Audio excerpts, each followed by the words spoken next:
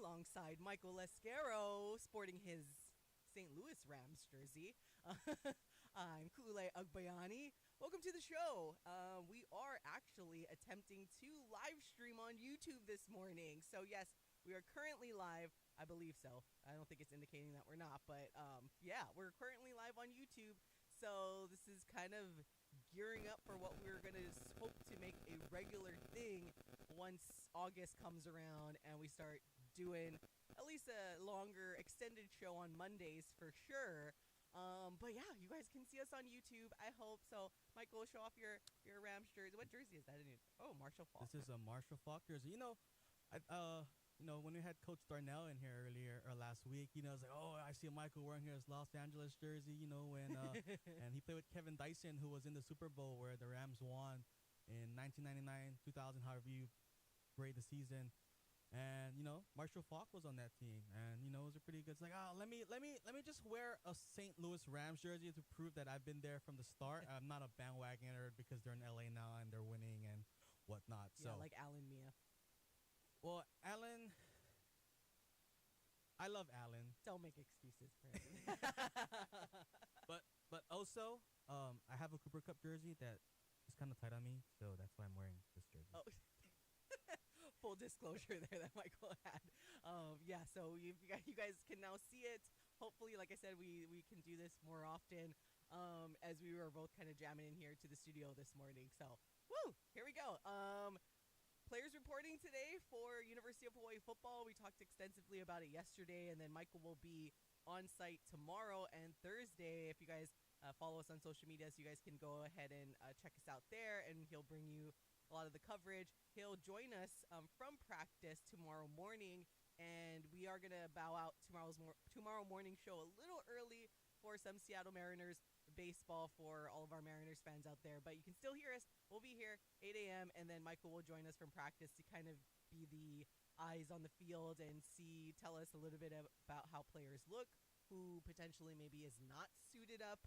I know that's always a big deal. We are not entirely sure on Logan Taylor and how he's doing. So things like that Michael will be able to be our eyeballs that'll be there. And because practice starts at 7, Michael's planning to be there at 7 to see who's warming up, who's coming out, and then we will jump on air at 8. So he'll get an hour's worth of checking out and seeing what players or what are they doing on their first day, all of that stuff. Essentially the play-by-play from practice we will bring you tomorrow morning. And on Thursday, we talked about it yesterday that we'll have a very special guest joining me for the hour.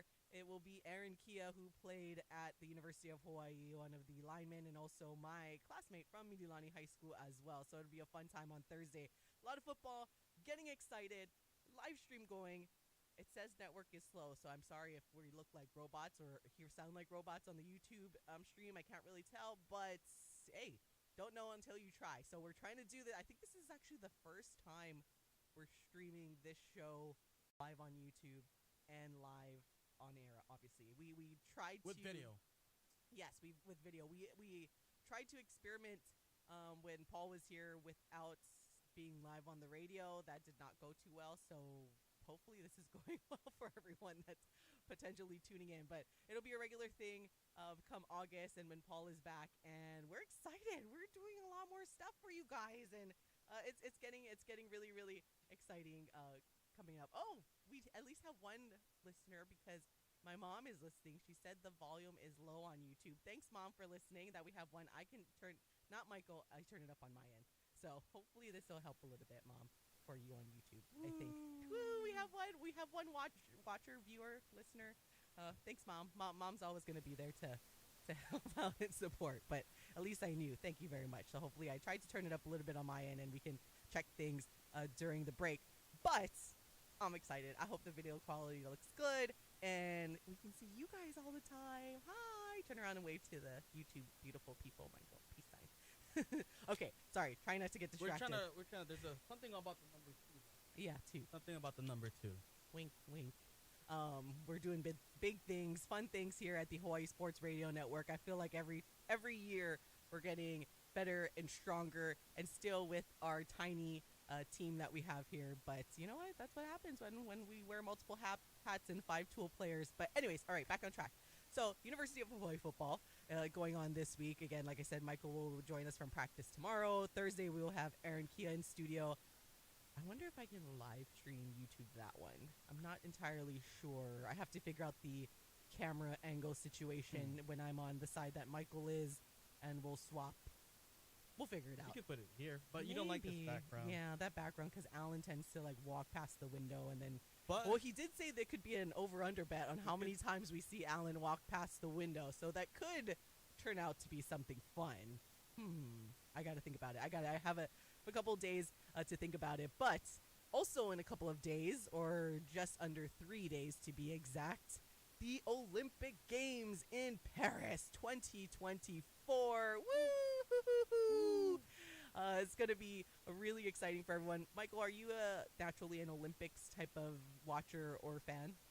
I like it because like it's on like consistently. So like if you can't go to sleep, you can just pop it on. It's like, oh, this is live. You're not sitting there watching like some commercial. But remember back in the olden days, we would watch commercials like, buy now for jewelry. Call 1-800 blah blah blah. Right? But now you can actually watch live content that matters. Yeah, I'm glad we get to call it the 2024 Paris Olympic Games. I always cringe a bit when I see people talking about the Tokyo Olympics and they call it the 2020 because it happened in 2021. So I just call it the Tokyo Games or the Tokyo. But because it happened in 2020 because of the timing and the COVID and that whole thing that was going on. But yeah, it should be fun. Couple surfing events. Surfing is actually in Tahiti this year, in the French Polynesia, and it's same time zone as Hawaii, so that'll be fun. Yeah, and of course, when it comes to Olympians with Hawaii ties, there are a bunch, and of course, shout out to Michael doing what he does and this extensive sheet of notes to track all of the Olympians that are either from Hawaii or with Hawaii ties, and there's a bunch. We kind of had to add a couple more yesterday when it comes to the surfing side, but just to give you guys a quick rundown, especially so the players that are from Hawaii, there's a handful on the men's volleyball squad for Team USA, ranked number 2 in the world and have won gold a few times, bronze a couple of times, but you have Micah Christensen of Kamehameha Schools Kapalama and also USC. Fight on. Eric Shoji, of course, a name that we all know very, very well, graduated from Punahou, son of former head coach Dave Shoji, also went to Stanford, and Micah Ma'a, who is also a Punahou grad and UCLA alumnus. We will forgive him for that. Just hitting Micah, but those are your 3 that are from Hawaii, and then you have Taylor Averill, who is a former University of Hawaii middle blocker that rounds out the players that have Hawaii ties in the Olympics, and they get underway Saturday, I believe, right, Michael? I think so. My phone died and my laptop is in my bag, so I don't have the screen on top of me. But yeah, we will have the information later on, little tease on the Hawaii Sports Radio Network. I'll kind of put a who's who in the Olympics with Hawaii ties, as well as kind of a viewing guide to help you watch some of these events, because there's a lot of our athletes out there with Hawaii ties. We got volleyball, we got surfing, we even got some swimmers and some water polo, and actually 4 people from with Hawaii ties playing basketball in some form. And just to give you again continue the quick rundown for everybody, so Team USA is in Pool C for men's volleyball, and they have their first match against Argentina on Saturday, July 27th at 9 a.m. Hawaii time, so that's perfect. It's not one of those 3 a.m. games where we're like either not asleep yet or waking up early in the morning, so it's perfect to watch some men's volleyball action with a handful of players that are from Hawaii / went to the University of Hawaii. And then, as Michael mentioned, when it comes to men's basketball, we've talked and heard from Akira Jacobs, who is a current Rainbow Warrior playing for Team Japan, and also Hugh Watanabe, or what he was known by here as Hugh Hoagland, who is originally from here and plays for Team Japan as well. And their first event will be on Saturday. This is one of the early overnight games, 1:30 a.m. So that could be kind of where you're already awake, maybe watching. They are in Group B and will play Germany first thing on Saturday at 1:30 a.m. Hawaii time. That is going to, that's going to be a tough They almost game. beat USA. I know, which doesn't seem that surprising anymore. And apparently, I didn't even get a chance to look at it or watch any of the games, but I saw some of it trending. I guess LeBron was kind of like the hero or something in that game as well. And I don't know. I mean, if they're better, but Germany is, at least on paper, a better team than South Sudan, who they almost lost to as well. But I don't know. I'm kind of worried about this Team USA men's basketball team. Well, it showed up on my social media feed, right? Or LeBron carry is up in the clutch again. You know, sometimes on social media, the algorithm shows you posts from like 5 days ago, 3 days ago. So I thought that's what it was. But no, LeBron did it again. I think he was just trying to make sure he got to hold the flag on the opening ceremony. But, you mentioned South Sudan. Talk about the players in South Sudan that has Hawaii ties. Yeah, so you have Junior Madut, who made that team, and then Kwani, a former Chaminade men's basketball player, which Michael had discovered. So that was pretty cool. Team captain. Chaminade. Oh, team captain. So if South Sudan beats Team USA, we're going to give credit. Yeah. Maybe Kevin Hashiro can hook us up with something. Possibly. I'm trying to see when did he play over here? I don't know. We'll look it up. And then also, last but not least, when it comes to men's basketball with Hawaii ties, you have Zigmar's Raimo playing for Latvia and the 3-on-3 men's basketball portion. So there's a bunch of stuff. Again, Michael will have it on here. And got to round it out with some surfing. This is what I'm looking forward to the most, especially as Michael said, it's Hawaii time. So lucky for us, we'll be able to watch a lot of the surfing action and not have to keep the eyes open and watch either late at night, early in the morning, like when it comes to Japan men's basketball playing at 1:30 in the morning on Saturday. But, of course, defending women's gold medalist Carissa Moore in action for Team USA, and also John Florence, another Hawaii native and former world champion on the championship tour.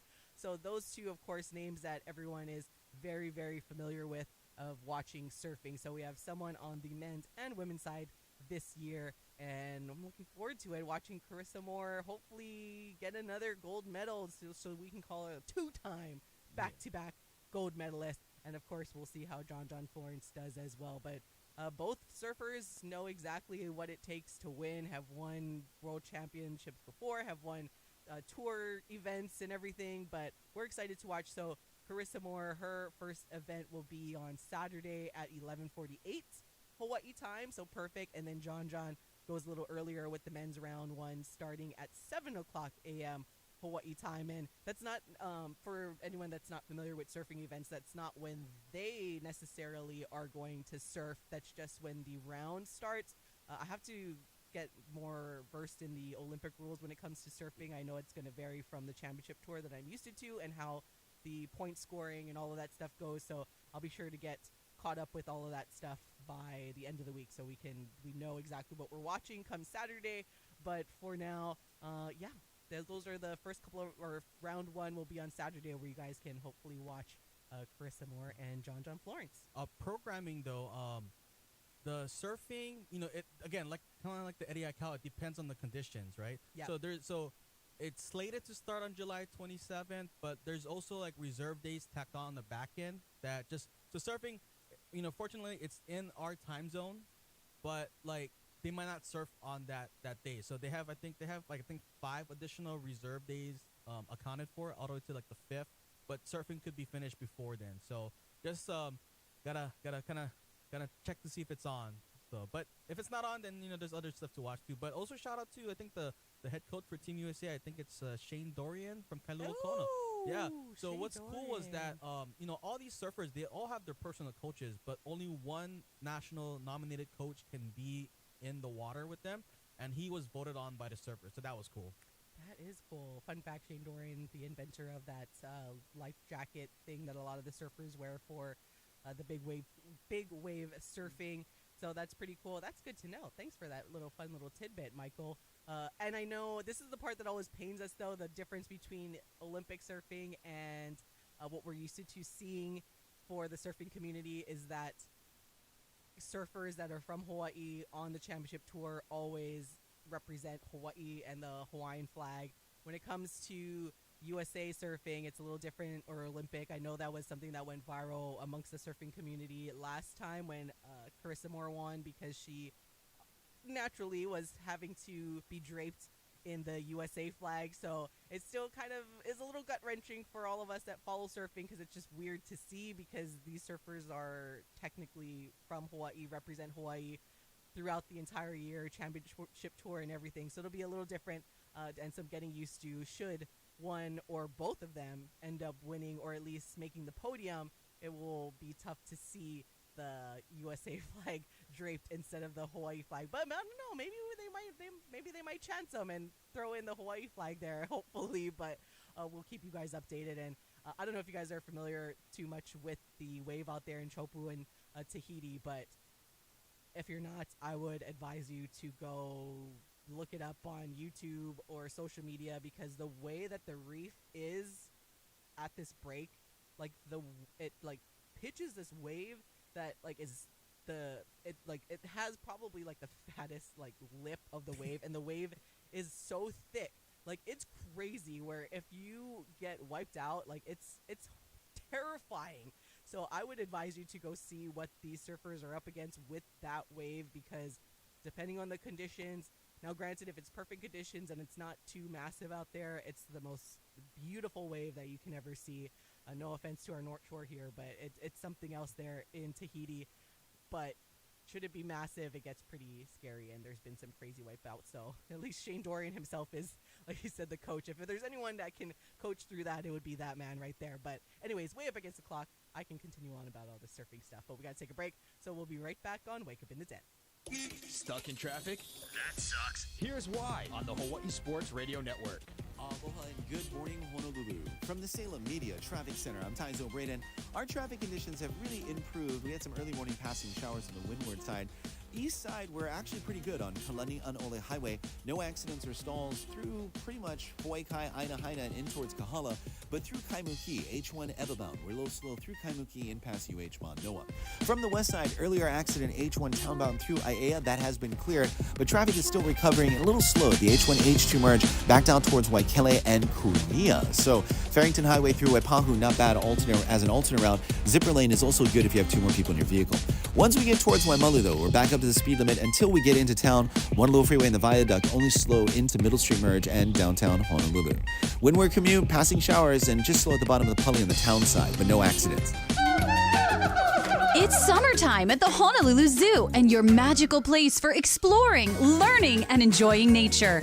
Visit the climbing, crawling, and captivating creatures. Guess where they're hiding, see them snooze, or watch them eat. Then grab yourselves an ice-cold treat. Create lasting memories with your keiki, kupuna, and everyone in between. Live wild and see the wild live at the Honolulu Zoo. Visit honoluluzoo.org today. The sun's shining, birds are singing, and all feels right in the world. Until the season changes, and suddenly you lose your motivation to get out of bed. In fact, 1 in 5 people experience some form of depression, no matter the season or time of year. At the American Psychiatric Association Foundation, our vision is to build a mentally healthy nation for all, because we want you to live your best life and be your best you all year round. Please visit mentallyhealthynation.org to learn more. Wake Up in the Den with Ku'ulei Agbayani on the Hawaii Sports Radio Network, 95.1 FM and AM 760. Welcome back to Wake Up in the Den. Ku'ulei Agbayani and Michael Escaro talking about the Paris Games coming up, kicking off this weekend. And we mentioned some of the Olympians with Hawaii ties, and Michael will have a full feature guide that you guys can go check out at hawaiisportsradio.com a little later in the week, just in time for the Olympic Games, so you guys can mark on your calendars when to be sure to watch some of these. But we'll keep you updated. But since we're staying on the Olympic talk for now, as we only have like about 5-ish minutes left till we have to hit our next break, and we heard the Honolulu Zoo commercial, so it posed the question that I hope Michael had some time to think about this, but I wanted to pose the question for us here. And if you guys want to chime in, especially I know our Paul Brecht, who is listening in as well, or Mom, if you're listening, if you want to answer this question, or whoever else, text us at 808-888-KGU1. That's 808-888-5481. we always talk about the GOAT in all kinds of sports. We joked with Darnell last week about when he was going to say who's the GOAT of basketball, and we joked, like, better not be LeBron James. He says it was Michael Jordan. That's a continued debate, like, all the time when it comes to the GOAT in different sports. And there really can never be a true GOAT, especially across different generations. Like, it's just what it is, and people will gravitate to certain athletes for whatever reason. But I think it's just fun to talk about who is your Olympics GOAT? Brought to you by our friends at the Honolulu Zoo. Be sure you go and check out the Honolulu Zoo, where it is half price, obviously, for Kama'aina, which is really, really cool what they've done there at the Honolulu Zoo, or you have parties that you can do there. But who is your Olympics GOAT? I will let you go first, Michael. Okay, so before I tell them who my Olympic GOAT is, and my name is Michael, so you can kind of see where I'm going with that, I do want to give a special honorable mention, throwing it back to the 2000 games, 2000 Summer Olympics. And before Manny Pacquiao, guys, there was Brian Viloria. Waipahu boy. I love that honorable mention. I mean, yes. he didn't win, but, you know, when I was in... Shout out, 94 block. When I was first or, like, second grade, I can't remember, we had, I mean, at Waipahu Elementary and at the high school, you know, they had, like, this whole, like, assembly, you know, remember assemblies, guys, in grade school? We had a whole assembly, and that kind of, like, encouraged me to kind of follow the Olympics throughout my grade school years. When I got into college and adult life, not as much, because it was the summer, you want to go do summer things. But, yeah, you know, that was, you know, kind of inspiration back then, you know, because it was, and then I think my first or second grade teacher was also his teacher, so that was pretty cool. I just looked him up just now, and I can't believe he's only 43.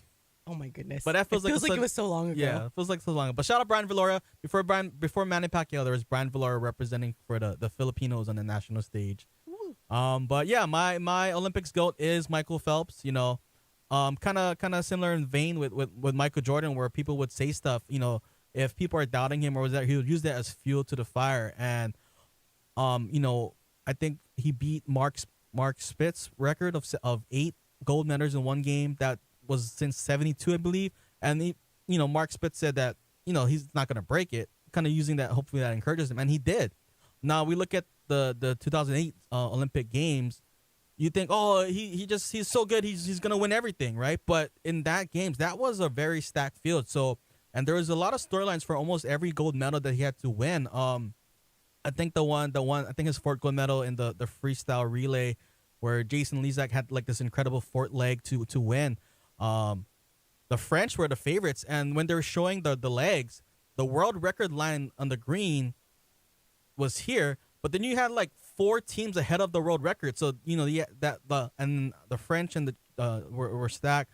I think in his 8 gold medal to the meter relay, he entered. Michael Phelps ran the third leg, and they were trailing Japan and Australia, and he caught up and gave the fourth leg 1 second head start. And I think there's one leg too where he won one of his races. He won by like 0.10 of a second. Another one he won like by 0.1 of a second. 10 of a second. So it's just incredible. You know, that's greatness, where it, you know, everyone's kind of here, but you just have the little extra to get the win. I like that one. And that actually so it kind of brings me to it's interesting that you said Michael Phelps, because also one of my friends and my classmates that commented on my Twitter polling question, he also said Michael Phelps, a child prodigy that lived up to the hype, competed in 5 different Olympics and most gold medals all time, pure domination. And I guess by true definition, he is definitely the GOAT of swimming. I mean, the proof is in the pudding, right? Like, you can't deny that. I do want to go back and say that I do love your honorable mention too, be with Brian Viloria. Funny story there before I kind of talk about who my GOAT is I think I've told you guys this before, but I used to dance for Hyper Squad back in the day, and we actually, like, I forget how we got hired, but I actually was part of the dance crew / not rain girls, but who we did like this like cheesy, like, I think it was at the convention center where he fought, and did like this kind of cheesy dance thing as part of his entrance thing. So I was part of Brian Valoria's entrance here. I don't even know who he was fighting at the time, but listeners, find that video. Mom, Ku's mom, I know you're listening to this. You must find that video. I don't think so. Yeah, it was so cheesy. Now when I look back, Paul, I know you're on vacation, but find that video. Now it reminds me of like that episode of How I Met Your Mother with Robin Scherbatsky and like find the video.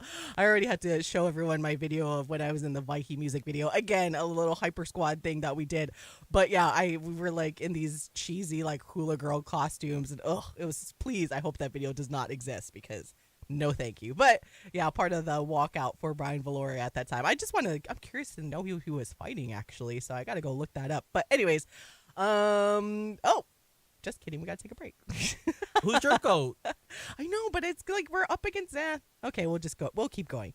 Why not? All right, so my goats, and this is where I kind of led into this with it can vary. Yes, you can have someone like Michael Phelps who is unquestionable when it comes to swimming, but this is just the Olympics in general. So my GOAT, this is more of a personal feeling, obviously, because we know the true GOAT in terms of accomplishments in women's gymnastics is Simone Biles. So I don't want that to go unsaid. 100% when it comes to just domination, it has to be Simone Biles in USA Gymnastics. But personally, my GOAT of the Olympic Games will always be Carrie Strug. So from the 96 USA Women's Olympic team, and did the vault, injured and like cracked her leg basically for Team USA in order for them to win that gold medal for the Magnificent Seven. And that was a stacked team. I was a huge fan. Dominique Moceanu was probably my favorite gymnast to watch at that time. Dominique Dawes, Shannon Miller, like the list goes on. Amy Chow. I can just remember all of this off the top of my head because I was glued to the television when USA Gymnastics, and that's something my mom can attest to. It made me want to be a gymnast. And then I realized after a while I was too tall to really be a competitive gymnast, so I had to go elsewhere. But I fell in love with gymnastics and went to do all the gymnasts. I'd be like, look at me, like at home doing all my gymnastics moves. I may or may not have fractured a leg or an elbow because of my obsession with doing gymnastics. But hey, what are you going to do? You're a kid.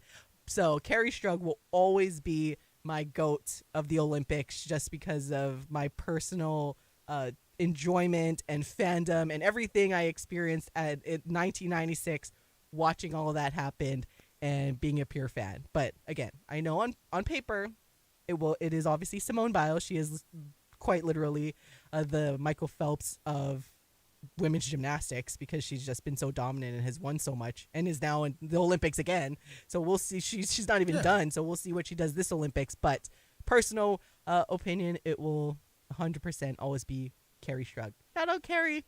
If you ever stumble upon this video, we'll try to work it in the algorithms that you this fan from Hawaii will always be the fan of that 96 USA Gymnastics Olympics team. All right. On that note, if you guys want to chime in, feel free to text us. For now, though, we're going to take a commercial break, so we'll be right back on the Hawaii Sports Radio Network. Stuck in traffic? That sucks. Here's why on the Hawaii Sports Radio Network. Aloha and good morning, Honolulu. From the Salem Media Traffic Center, I'm Taizo Braden. Our traffic from east to Oahu is really cleared up. No slowdowns, accidents, or stalls on Kalani'anaole Highway, and we're clear pretty much on the H1 through Kaimuki. Now, from the west side, we're still a bit slow from Kunia Waikele into the H1-H2 merge. Earlier accident, we had H1 townbound through Aiea Heights. That has been cleared. So right now, just through, pretty much through the H1 Kunia area. Once we get towards Waimalu, we're back up at the speed limit. Moanalua Freeway and the Viaduct are clear, and Middle Street merge, just a little brake check into downtown Honolulu. From east to Oahu, we're looking just slow from pretty much halfway through Kaimuki in past UH Manoa. Once you get past UH and in towards Punahou, traffic opens up into downtown Honolulu.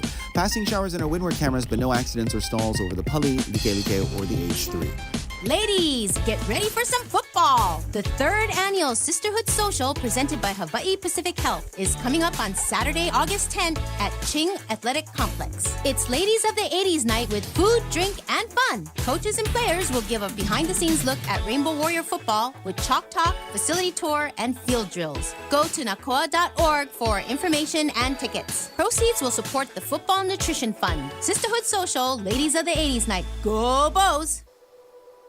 Sports allow us to play, learn, and grow. But there's something more important than victory. At the U.S. Center for Safe Sport, we believe every athlete deserves to be safe. Safe from abuse and misconduct on and off the field. We equip athletes, parents, coaches, and others with the right education to recognize, prevent, and respond to harmful behavior. Join the movement to champion respect and end abuse at uscenterforsafesport.org. Honey, did you fix the door yet? Don't worry, the best and brightest are on it. Well, I don't know if I would go that far. Oh, not me, dear. I'm talking about Kama'aina Handyman. They have the highest customer service ratings with over 1,000 reviews, and they're voted best handyman service on Oahu. Oh, Kama'aina Handyman. They fix their neighbors' windows. Yep, I went to kama'ainahandyman.com, and they can fix our cabinets and closet doors, too. Huh, and now I don't have to worry about you breaking anything. Huh? Oh, nothing. Mahalo, Kama'aina Handyman.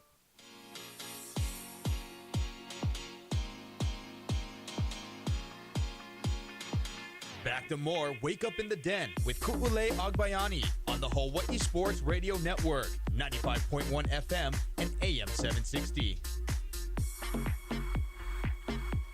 Welcome back to all of you, the beautifulest of all the beautiful people. It's Wake Up in the Den alongside DJ Mike G.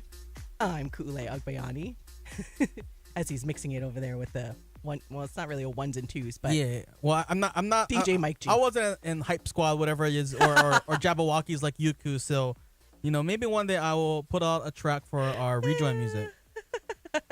Jabberwockies. I wish I was good enough to be in Jabberwockies. That's for sure. One of my former people I used to dance with actually was apparently a stand-in for Jabberwockies and was in America, or quite a few of the dancers I used to dance with was the ones that they almost won was it America's Best Dance Crew? With Randy Jackson? It was, I think, with Randy Jackson. That was the guy from American Idol. The one? I think so. America's Best Dance Crew? Not so you can think you can dance. That's the one with the single, right? So America's Best Dance Crew, I think they were in, but they went by the name Hype, I think. I don't know. I gotta look it up. America's Best Dance Crew. Oh yeah, that's the one. Hi, you guys. Those were the times, man. Those were the times. That is when I learned 100% about, or I heard our dance or our director or whatnot when we used to have our concerts back at Castle. Because he would always be like, all right, we need to be in the seats before the show at this time, and he's like, remember, you're on time if you're early and you're late if you're on time. So that always stuck with me, that you always have to be early in order to be on time. But speaking of dancing, did you know that break dancing is now an Olympic sport? Yes, that's right. I don't know how you would grade that, but you're the resident dance expert. I have actually never been in a true dance competition though. So I've only done the concerts and everything like that. I never really went on the trips to be in competition, but it's very small. I think it's only 2 men and 2 women from each country that are competing in the breakdancing. Again, Friday's show will probably dive extensively into the Olympics and get you caught up with everything and the schedules and things to look out for, the rules, especially of the sports that we're going to watch, like surfing and the Olympic rules of surfing and whatnot. But just real quick, though, want to give you guys an update. We talked a lot about this yesterday as it pertains to University of Hawaii football, as fall camp is here, players reporting today, and first practice is tomorrow with the first game at the end of August. It's just around the corner. It's so on close. Kobe Bryant Day. Yeah, it'll be 1 month from tomorrow. To be exact, will be their first game. So players go to practice tomorrow, and then Saturdays, according to head coach Timmy Chang, will be more of the quicker game scenario type of practices, which will be really fun to watch. Tuesday, Wednesdays is what he said will be kind of their fast, going hard type of practices, with the other days will be a little, I don't want to say you calm down, but you don't want to like just totally exert yourself every single day. But if you guys go out, we mentioned this yesterday, just don't have your phones out. If you guys want to watch practice until further notice, haven't heard otherwise that it's entirely closed to the public. Timmy has always been really, really open about letting fans come out, but please do not have your phones out if you guys are at practice. So that is, there's only one rule. The rule is do not have your phones out and ruin it for everybody else. So that is what I'm going to leave you guys with if you end up going out there. But as it deals with the University of Hawaii, we talked about it a lot yesterday when it comes to the Steven McBride, the star receiver of last season, being arrested over the weekend for shoving a family member. And it has been reported by Lynn Kawano at Hawaii News Now. This coming in, the article coming in last night that and updated just a couple of hours ago that HPD has reclassified its case against Rainbow Warriors receiver Steven McBride on Monday, according to officials.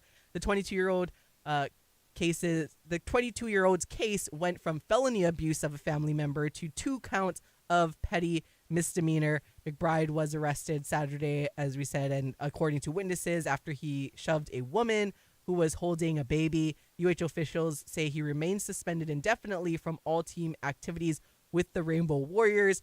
So this is where we went to school a little bit yesterday. I took you to my criminal justice class, and we talked about how there's, your basic infractions or violations like traffic stops and whatnot when you get parking tickets, all of that stuff. And then you have misdemeanors, which don't carry as harsh of sentences. And then you have felonies from C being the lowest, and then it goes up in punishment from C, B, and then Class A felony is the worst, and you get the harshest maximum of punishments.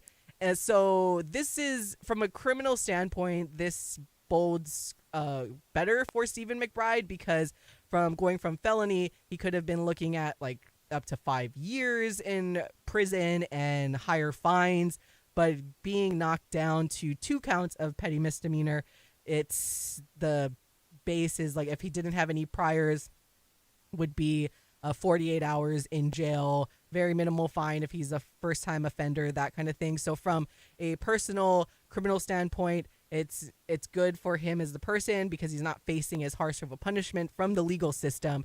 However, as I did mention yesterday as well, just because that portion got knocked down, it doesn't mean the punishment on the school side won't be harsh, because I know some people will just be like, oh, it's not that bad, like, let him play, yada, yada, yada. But they are going to do, just to reiterate the words of Craig Angelis, that the Title IX portion of the school will do its own internal investigation to see what happened and try to determine the appropriate punishment. But he does remain suspended indefinitely, which is why Michael and I were throwing out the scenarios of different receivers that could potentially slide in there, because I still do not, even though it's a petty misdemeanor, you still have to, from what I read in the Hawaii revised statutes, is that you still, if the judge deems it, you would still need to go to the classes and to therapy, anger management, whatever it may be. And I'm sure on the UH side, they'd probably want the same as well in order for him to be able to come back and rejoin the team. So I still hold true to what I said yesterday, is that we can anticipate him to not be available for the first few games, because again, he's not allowed to come to practice. So yeah, he can go work out on his own, but if he is allowed to rejoin the team, he still needs to get back into practice mode, learn the new plays, get into game shape, all of that stuff. So what we were talking about yesterday still rings true, is that we can anticipate him to not be part of at least the first few games of this season. For sure. And I think you just got to plan for it. Don't expect him to be ready for the first game, definitely not for UCLA.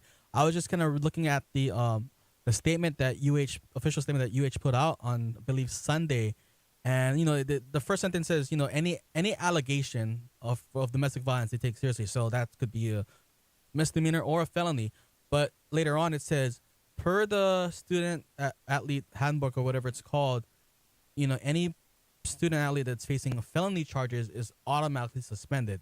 So I wonder, we don't have copies of the handbook, but I wonder what in the handbook, what does it say about misdemeanors? Because I'm sure they have something written in there, but I'm wondering what that would be. So if someone has access to the handbook and wants to share with us, go ahead and let us know, because I mean, we're working sports, so it's all about theorizing and speculation. So we're just kind of curious if it's outlined in the handbook about misdemeanor charges or facing potential misdemeanor charges.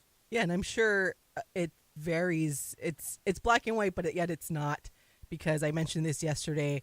Depending on how the internal investigation goes, and if all of it rings true that he shoved a woman holding a baby, that's some serious stuff to do. And I would at 7 a.m. At 7 a.m, yeah. Like, what makes you that angry that early? But I mentioned it yesterday. I do still have some compassion for young people that have a lapse of judgment, but I would hope that at the very least he would need to go to these types of classes to maybe figure out what he is struggling with, what his struggles are, to make sure he doesn't do this again. Because sometimes that's what you got to talk it out, get the right help that you need for these young people. Because I'm not on this train to be like, oh, he should be completely done and like ruin his life and all that stuff. Yes, it's very, very serious. Like, obviously I'm a woman. Like, I don't take this stuff lightly.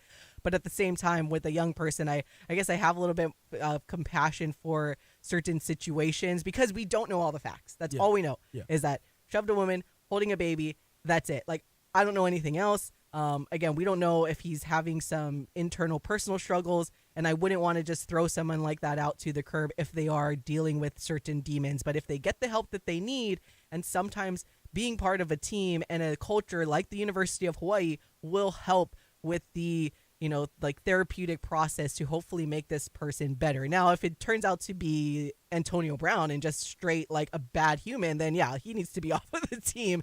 And don't let the door hit you on the way out. Like, I don't care if you can catch for over 1,000 yards. Like, if you're that horrible of a human, then yep, there's the door. We don't want you part of our team or representing this state.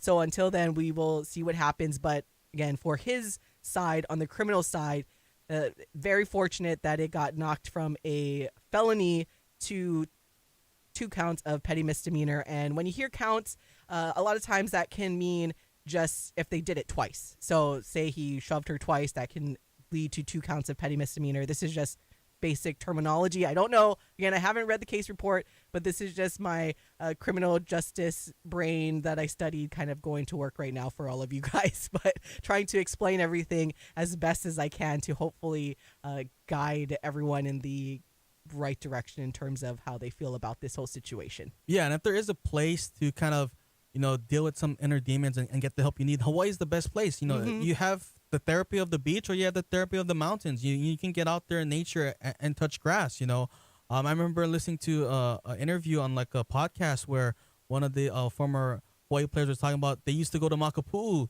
to go and as team bonding. So Hawaii is the best place to kind of take care of some of those internal things that you may be dealing with. Yeah, but again, from a football side, we're going to anticipate that he's not going to be part of the game day scenarios until at least that's my prediction, at least 3 games in, just judging by when everything plays out, investigating classes, yada yada yada.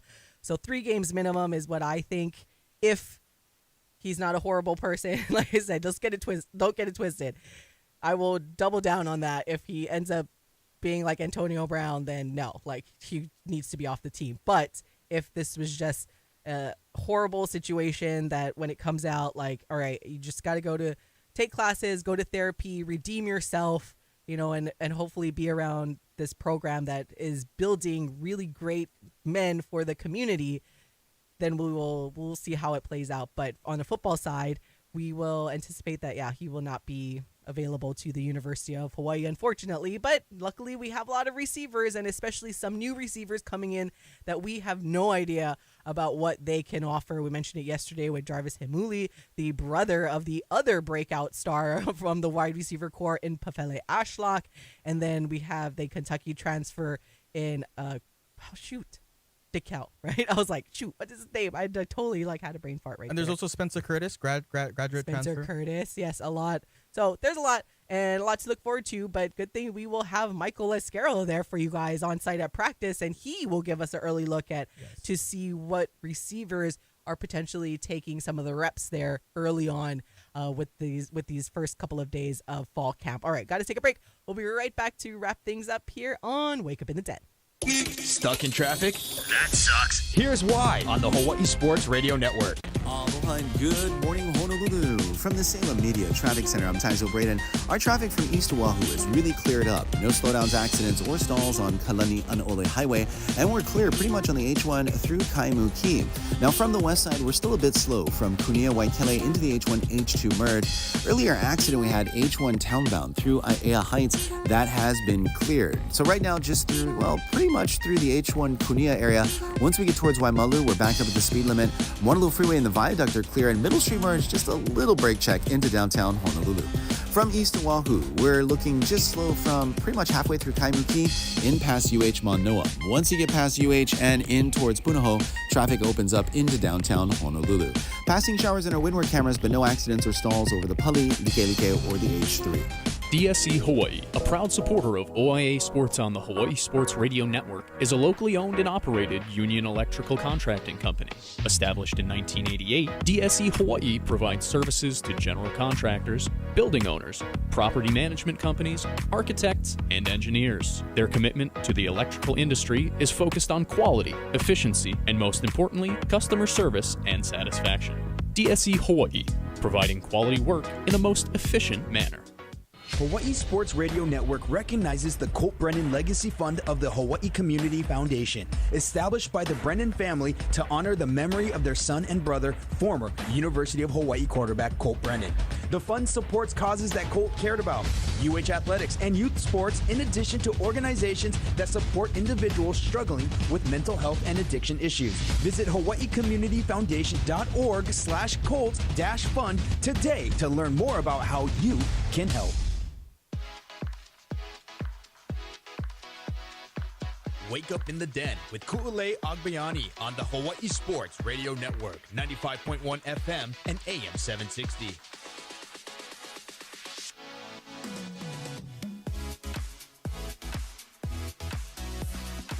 Welcome back to Wake Up in the Den. Ku'ulei Agbayani and Michael Lescaro getting you guys hopefully ready for football season and fall camp and, of course, the Olympics. We are officially moving out of the dog days of summer, everybody. Woo! Round of applause. I'm so excited. It feels like there's going to be so much to talk about.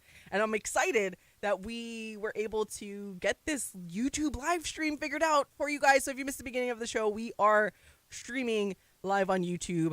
From my end, I didn't notice any glitches. We did have the volume, I guess we were told the volume was a little low to start off with, but we have fixed that. So hello, everybody, again. If you have not tuned in or you're maybe just joining in on YouTube Live, this is the first time we've ever done YouTube Live for the show. Paul and Michael had an opportunity to stream live on YouTube for the Chase Numata Senior All-Star Game a couple of weeks ago, which you can still watch on our YouTube channel as well. So we're doing the darn thing here at the Hawaii Sports Radio Network, and I'm so excited. But once we start rocking and rolling, because, I mean, it feels like there's not a lot of crazy, well, aside from UH football starting, but can you imagine when we start actual, like, game starting, football, high school football starts next week already. We have some games. Wait, is it next week? 2 weeks. Next week? 2 weeks. Next week. No. 2 next, weeks. 2 weeks. So next week. The 9-10th, yeah. Right? 9-10th weekend is when we get our first set of high school football games. And Sisterhood Social. Of course, Sisterhood Social on the 10th. So we might have a game on the 9th, but we'll see how it goes. There's a lot of pieces to the puzzle to figure out when it comes to balancing our play-by-play broadcast schedule for you guys. We are going to start to incorporate it depends. So depending on Spectrum and if we do preseason interleague games, we will effort live streaming those games as well on YouTube. So effort. Yeah, because I say effort because it depends on the internet. I'm just going to, if we knew the internet was going to be perfect everywhere we went, I would say we are going to do it without any hiccups, because from our standpoint, we know how to do it and we can do it. It's just, technology sometimes when it doesn't work, and the internet, and if it runs slow and all of that stuff, we don't know entirely, but that's something you guys can look forward to as well, is that some of the inter-league, non-league, but at the very least, we are going to start live streaming on YouTube the audio portion of most games, not all games, but most games. Again, you can listen to them on demand anyways at hawaiisportsradio.com or wherever you get your podcast. When we start rocking and rolling, we'll also try to get you some HBU games live on YouTube. So be sure you guys like and subscribe to our YouTube channel so you know exactly what is going on. Or you can subscribe to our newsletter as well that goes out. Free to sign up. If you guys have been to our website, we pride ourselves in not having a paywall, but yet delivering high-quality stories. Yes, read my article I posted last night. Read my article. I wrote a little article about the new defensive coordinator, Dennis Thurman, and how he's very detail-oriented, you know. And I've listened to at least 3 different interviews with him and Cam Stone early in the spring, and with Peter Manuma.